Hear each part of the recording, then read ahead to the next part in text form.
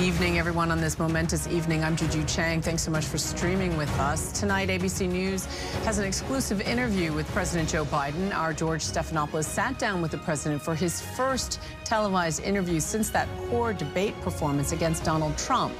President Biden says he is committed to staying in the race and confident that he will prevail and beat Donald Trump. The president was directly called on to answer for his faltering appearances and whether he still has the mental and physical fitness for another term in the White House. Our team is standing by, of course, for analysis, but first, let's get to the interview. Mr. President, thank you for doing this. Thank you for having me. Let's start with the debate. You and your team have said you had a bad night, but your friend Nancy Pelosi actually framed the question that I think is on the minds of millions of Americans. Was this a bad episode or the sign of a more serious condition? It's a bad episode. No indication of any serious condition. I was exhausted. I didn't listen to my instincts in terms of preparing, and I had a bad night. You know, you say you were exhausted, and I know you've said that before as well, but you came, and you did have a tough month, but you came home from Europe about 11 or 12 days before the debate, spent 6 days in Camp David. Why wasn't that enough rest time, enough recovery time? Because I was sick. I was feeling terrible. Matter of fact, the docs with me, I asked them if they did a COVID test because they were trying to figure out what was wrong. They did a test to see whether or not I had some infection, you know, a virus. I didn't. They just had a really bad cold. And did you ever watch the debate afterwards? I don't think I did, no. Well, what I want to get at is what were you experiencing as you were going through the debate? Did you know how badly it was going? Yeah, look, the whole way I prepared, nobody's fault, mine. Nobody's fault but mine. I prepared what I usually would do, sitting down, as I did come back with foreign leaders or the National Security Council, for explicit detail. And I realized about partway through that, you know, I get quoted, the New York Times had me down at 10 points before the debate, 9 now, or whatever the hell it is. The fact of the matter is that what I looked at is that he also lied 28 times. I mean, the way the debate ran, not my fault, no one else's fault. No one else's fault.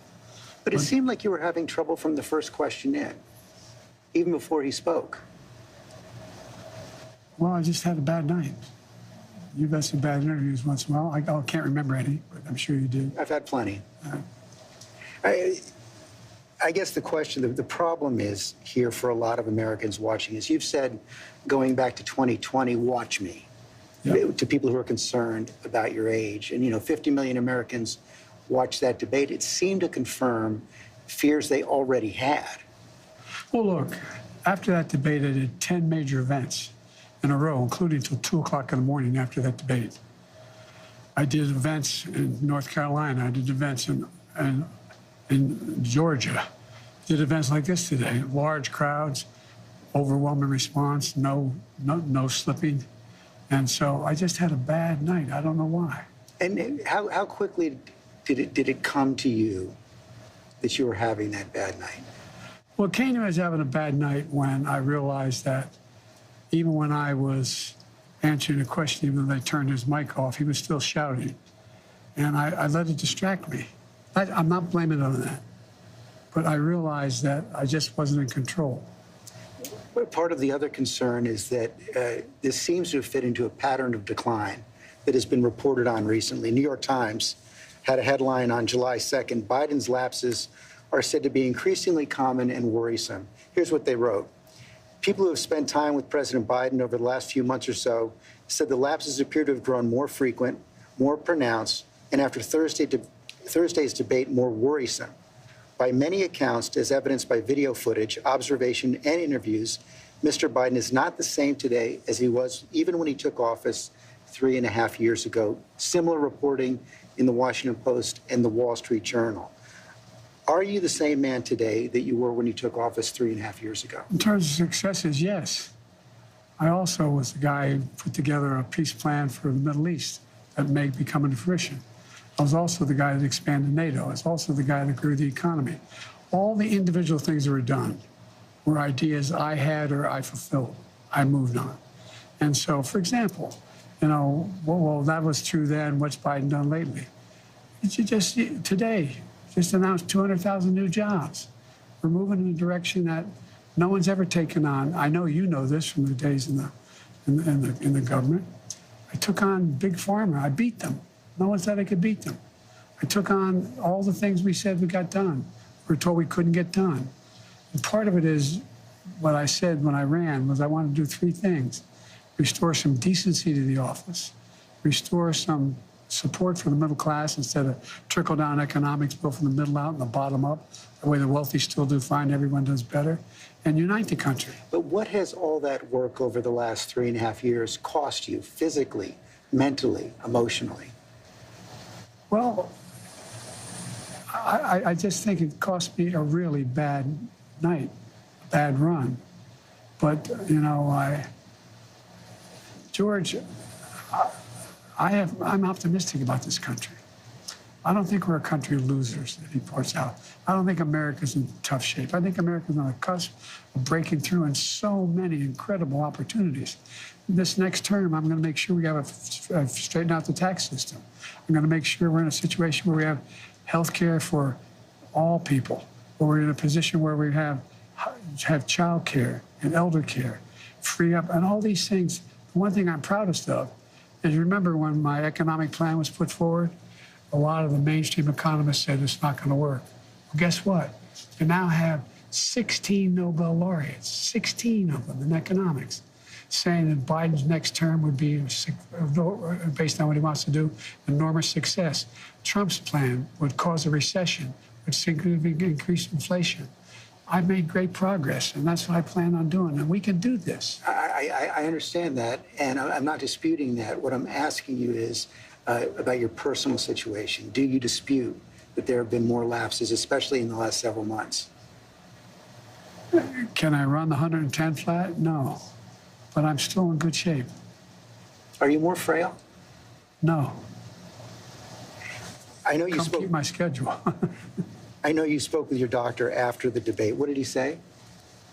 He said, he just looked at me and said, "You're exhausted." I said, "Look, I have medical doctors travel me everywhere, every president does, as you know. Medical doctors, some of the best in the world, travel me everywhere I go. I have an ongoing assessment of what I'm doing. They don't hesitate to tell me if they think there's something wrong." I know you said you have an ongoing assessment. Have you had a full neurological and cognitive evaluation? I get a full neurological test every day with me. And I've had a full physical. I had, I've been able to read for my physicals. Yes, the answer is. I know your doctor said he consulted with a neurologist. I guess I'm asking a slightly different question. Have you had the specific cognitive tests, and have you had a neurologist, a specialist, do an examination? No, no one said I had to.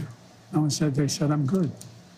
Would you be willing to undergo an independent medical evaluation that included neurological and cognitive tests and release the results to the American people? Look, I have a cognitive test every single day.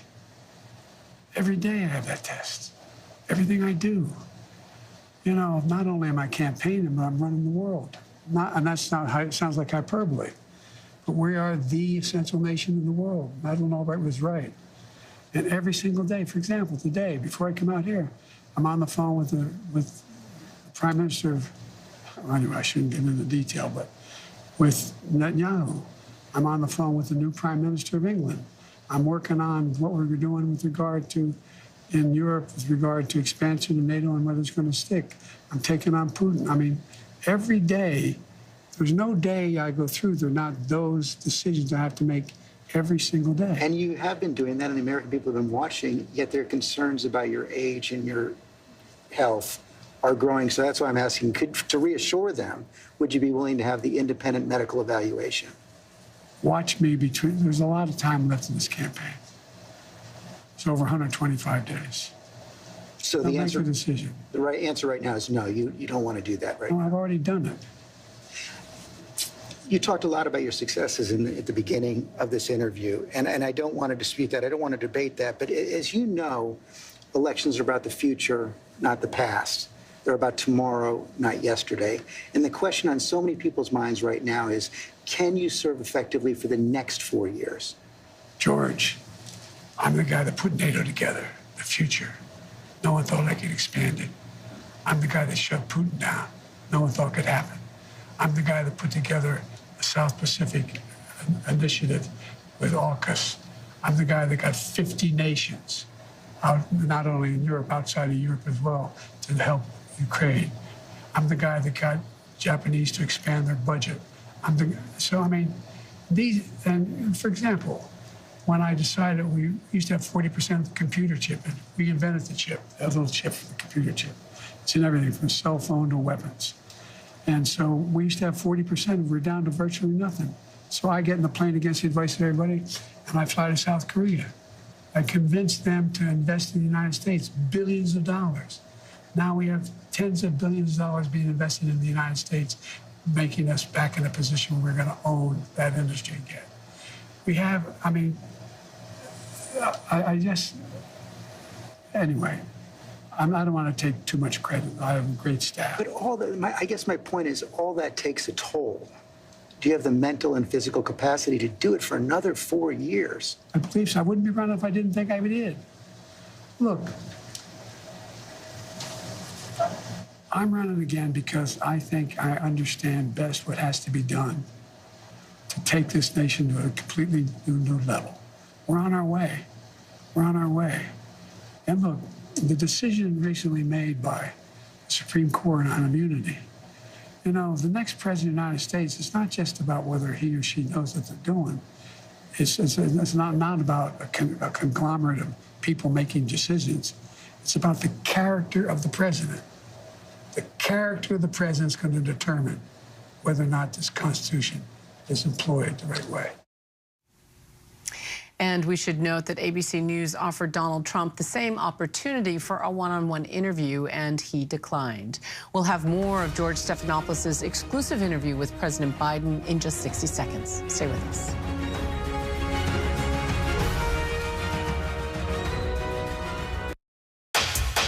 Whenever news breaks. We are here in Israel, a nation at war. In Rolling Fork, this tornado tore through this town. From Lewiston, Maine. The scene of a horrific mass shooting. From the scene of that deadly missile strike. ABC News Live everywhere. In Iceland, let's go. On the 2024 campaign trail. Here at 10 Downing Street. Wherever the story is. We're going to take you there. You're streaming ABC News Live. ABC News Live. You're streaming ABC News Live. ABC News Live, streaming free everywhere. There is a price to be paid every time a survivor shares their story. I will not be silenced. Do you feel the church accepted abuse? I wouldn't say accepted it as so much pretended it didn't exist. Yep, that's him. Yep. Ready? Kira Phillips with ABC News. Does your church protect sexual predators? The powerful new Impact by Nightline. Secrets of the 2x2 Church. There's nothing pretty about hearing this. Now streaming on Hulu.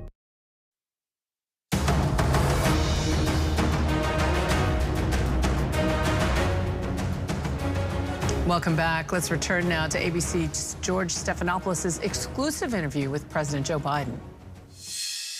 Let me ask you a tougher, more personal question. Are you sure you're being honest with yourself when you say you have the mental and physical capacity to serve another 4 years? Yes, I am, because, George, the last thing I want to do is not be able to meet that. I think, as some of the senior economists and senior foreign policy specialists say, if I stop now, I'd go down in history as a pretty successful president. No one thought I could get done what we got done. But are you being honest with yourself as well about your ability to defeat Donald Trump right now? Yes. Yes, yes, yes. You say that, and let me challenge you. Sure. Because you were close, but behind going into the debate. You're further behind now by any measure. It's been a two-man race for several months. Inflation has come down. In those last few months, he's become a convicted felon, yet you're still falling further behind. You guys keep saying that. George, look, you know polling better than anybody. Do you think polling data is accurate as it used to be?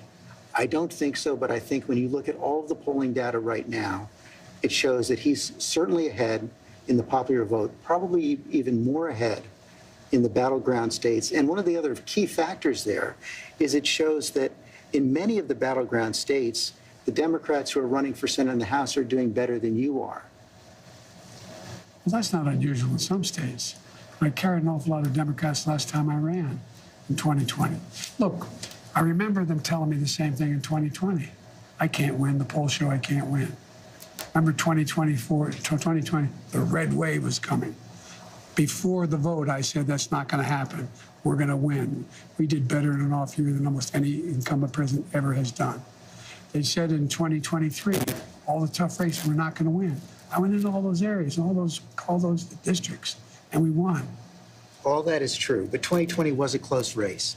And your approval rating has dropped significantly since then. I think the last poll I saw was about 36%. The number of Americans who think you're too old to serve has doubled since 2020. Wouldn't a clear-eyed political calculus tell you that it's going to be much tougher to win in 2024? Not when you're running against a pathological liar. Not when he hadn't been challenged in a way that he's about to be challenged. Not when people... You've had months to challenge him. Oh, I sure had months, but I was also doing a hell of a lot of other things, like wars around the world, like keeping NATO together, like working... Anyway, but look... Do you really believe you're not behind right now? I think it's all the pollsters I talk to tell me it's a toss-up. It's a toss-up. And when I'm behind, there's only one poll I'm really far behind, CBS poll and NBC, and... New York Times and NBC both have you about 6 points behind in the popular vote. That's exactly right. New York Times had me behind before anything happened to do with this race. Had me behind 10 points. 10 points had me behind. Nothing's changed substantially in the debate, the New York Times poll. Just when you look at the reality, though, Mr. President, I mean, you won the popular vote in 2020, but it was still deadly close in the Electoral College. 7 million votes. Yes, but you're behind now in the popular vote. I don't buy that. Is it worth the risk? I don't think anybody's more qualified to be president or win this race than me.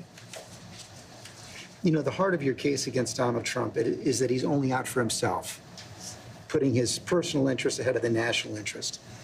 How do you respond to critics who say that by staying in the race, you're doing the same thing? Oh, come on. Well, I don't think those critics know what they're talking about. They're just wrong? They're just wrong. Look, Trump is a pathological liar. Trump is, he is... Have you ever seen anything Trump did that benefited somebody else, not him? You can't answer, I know. I've questioned him and his allies as persistently as any journalist has. No, I know you have. I'm not being critical. Yeah. I'm not being critical. But look, I mean, the man is a congenital liar. As I said, they pointed out in that debate he lied 27, 28 times the times, or whatever number, over 20 times. Talk about how good his economy was, how he brought down inflation, how this is a guy who, unlike only other president other than him is Hoover, lost more jobs than he created. This is a guy who told us to put bleach in our arms to deal with COVID, when over a million people died. This is a guy who talks about wanting to get rid of the health care provisions we put in place. This is a guy who wants to give the power back to big pharma to be able to charge exorbitant prices for drugs. This is a guy who wants to undo every single thing I've done.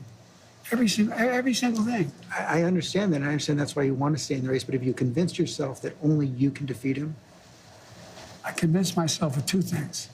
I'm the most qualified person to beat him, and I know how to get things done. If you can be convinced that you cannot defeat Donald Trump, will you stand down?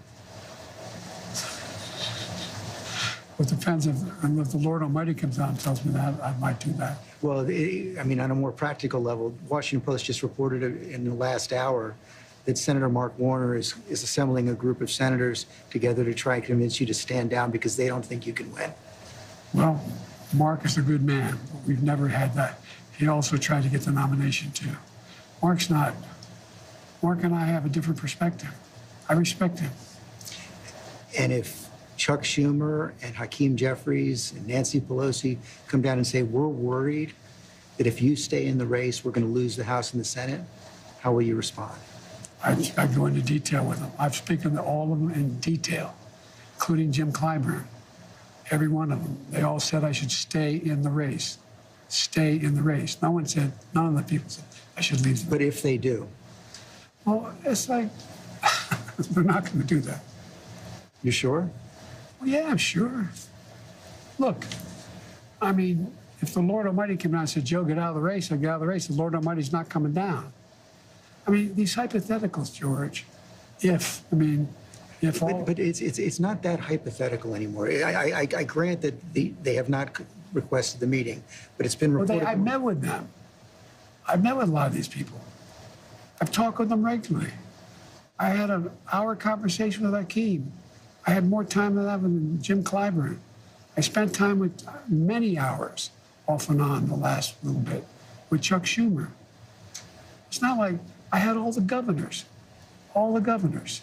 I agree that the Lord Almighty is not going to come down, but if you are told reliably from your allies, from your friends and supporters in the Democratic Party, in the House and the Senate, that they're concerned you're going to lose the House and the Senate if you stay in, what will you do?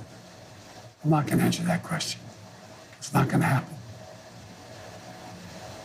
What's your plan to turn the campaign around? You saw it today. How many people do you draw crowds like I drew today? You find many more enthusiastic than today? Huh? I mean, I don't think you want to play the crowd game. Donald Trump can draw big crowds. There's no question about that. He can draw a big crowd, but what does he say? Who does he have? I'm the guy supposedly in trouble. We raised $38 million within 4 days after this. We have over 1 million individual contributors. Individual contributors. Less than $200. I mean, I've not seen what you're proposing. You haven't seen the fall off in the polls. You haven't seen the reports of discontent in the Democratic Party, House Democrats, Senate Democrats. I've seen it from the press. So much to analyze. And so for more insight on this interview, we're joined now by contributing political correspondent Rachel Bade, who's also author of the Politico Playbook. Rachel, thanks for joining us. I would be here. I know that every source you have in Washington is going through the tea leaves and looking at it. Is there anything you or they saw tonight that is moving the needle on this? And is even a perfect performance going to move the needle? Yeah, I was hearing even before this interview aired that a perfect performance would sort of just prolong the inevitable right now. That, Biden from the debate is so damaged that people will not forget what happened last Thursday, even if he, has the best interview possible here. And because of that sort of line of thinking, I would say that what we saw tonight is actually one of the worst possible scenarios for Democrats. He didn't do so bad that it's obvious and a whole bunch of Democrats are going to come out, go on record and say it's time for you to step aside. But he didn't do so amazingly that people are going to forget this. And so they're in this sort of limbo scenario. So, I mean, look, it wasn't as bad as last Thursday, but certainly not great, and that means more Democrats will still have concern. And you know that on Capitol Hill, we're hearing about what Senator Warner is doing. We're hearing that Hakeem Jeffries is meeting with people. What do you think will come out of these meetings? What are you hearing? Yeah, so I think next week is going to be a crazy week, Juju. I mean, the lawmakers have been out for, a week now for congressional recess. This means they could avoid the press, they can avoid the cameras and not have to weigh in. But at some point, they're not going to be able to hide anymore. And a lot of people have been talking on background, they've been talking off the record, and they've been very blunt, thinking that, the Biden campaign, the presidency, his presidential campaign is essentially dead. And so we're going to see, I think, a lot more lawmakers come out. I think, Hakeem Jeffries, Chuck Schumer, they're hearing from a lot of concerned members. And these aren't just random members here. I mean, Mark Warner, the chair of the Intelligence Committee, he helps Joe Biden get his agenda through Congress. He has a lot of respect. And this is friendly fire. This is a lot going on. Rachel Bade, thank you so much for your insights, as always. Of course. Now let's bring in our ABC senior White House correspondent, Selena Wang. Selena, some people were calling this interview a televised cognitive test. How did the president score?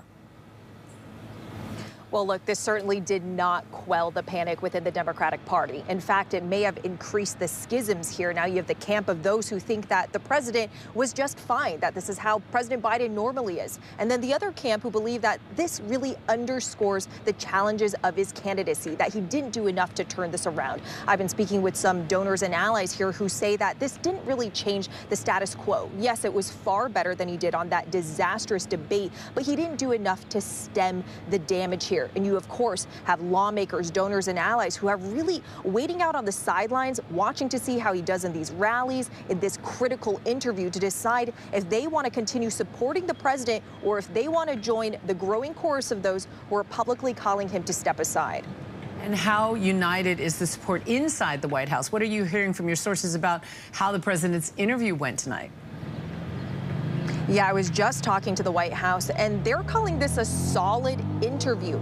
They believe that we need to focus less on the president's delivery and what he says and what he's done. The president, of course, has said so himself, that 90 minutes shouldn't erase all the work that he's done in the last 3.5 years. They tout that he spoke about all the jobs that he's created, the work he's done around chips, on uniting NATO, on pushing back Putin in Ukraine. So in their view, this is just Joe Biden being Joe Biden. He was solid. He was never a spectacular speaker to begin with, and you certainly didn't get that today either. And one of Biden's biggest surrogates, California Governor Gavin Newsom, is out campaigning for the president today, calling this an important weekend, saying none of us are naive. What are Biden and his advisors looking for to determine whether the campaign can recover from all this? Yeah, Juju. I mean, look, polling is one thing, and the numbers have been getting worse. You have both the Wall Street Journal and New York Times polling showing that Trump is widening his lead over Biden's, now at least 6%, 6-point lead. This is the spread, and it is growing. But of course, for the inner circle of the advisors to the president, they are still strongly standing behind him. They still believe that he is the best chance for the party to defeat Donald Trump. In other parts of the White House administration and other donors and ally circles, however, they believe that this inner circle is too tightly around this president and that they aren't hearing all of the criticism from the outside and that they're being too dismissive of it. But really, Juju, like you said, this is really a make or break it moment for the president, and he needs to continue to perform in these coming days. As I've been hearing from allies, it's not just one okay interview, one good rally. It's a successive string of days where the president needs to show that he has the stamina and mental acuity. Selena Wang on another busy summer weekend. Thanks for your reporting and insights, as always. And thank you for joining us for this ABC News exclusive interview with President Biden. ABC News Live is here for you all night with the latest news, context, and analysis of the president's interview with our own George Stephanopoulos. Of course, coverage continues straight ahead here on ABC News Live, so be sure to stay with us. We'll be back.